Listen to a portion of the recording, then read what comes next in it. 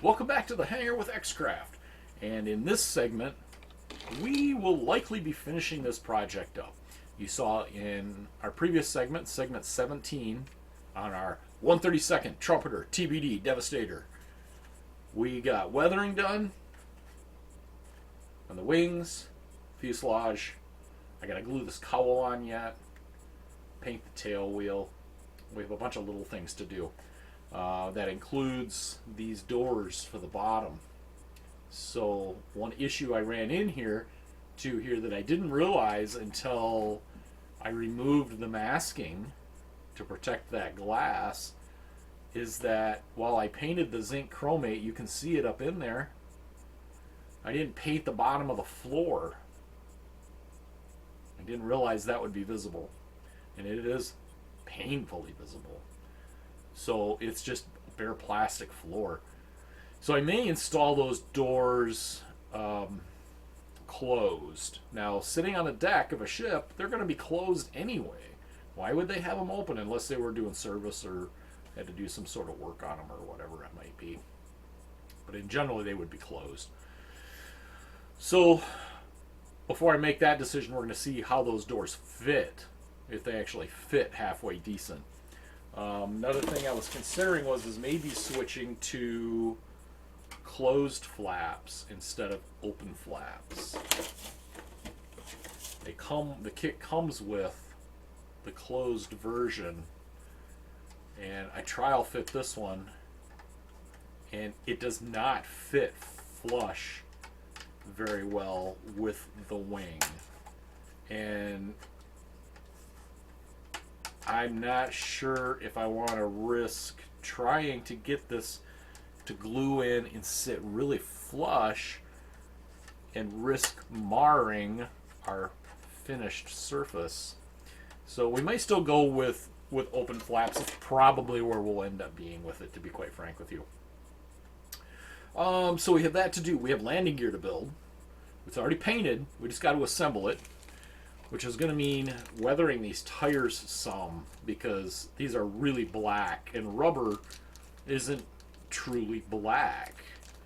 At first glance, you go out and look at the tires in your car and say, oh yeah, they're black, but really look close at them and they're not. They're more like a really, really dark gray. So true black doesn't look quite right. Besides, they look brand spanking new, and we can't have that. They got to have some sort of patina aging done to them. We got a propeller to paint, so I'm going to use all clad dark aluminum on the blades and all clad probably airframe aluminum on the hub. So they're distinctly different colors because they're going to be made from different materials more than likely. The hubs were probably aluminum, I'm going to guess. I'm not sure about the blades. I'm going to assume they were silver. They do appear to have a different color when I look at photographs. So the hub, I believe the propeller blades are painted. The hub, of course, is not. So that's how we're going to tackle this for a little bit of realism. And then, of course, we have our landing gear struts that we painted. Here's those doors that are going to cover that compartment up front, and then of course our wheel hubs. So we're going to be getting after this and knocking this project out, and that is more than likely going to wrap up the Trumpeter 1/32 scale TBD Devastator. It's been a fun build, but it does have its issues, and we'll go over that in another video at a later date. So let's get after this and get this project wrapped up.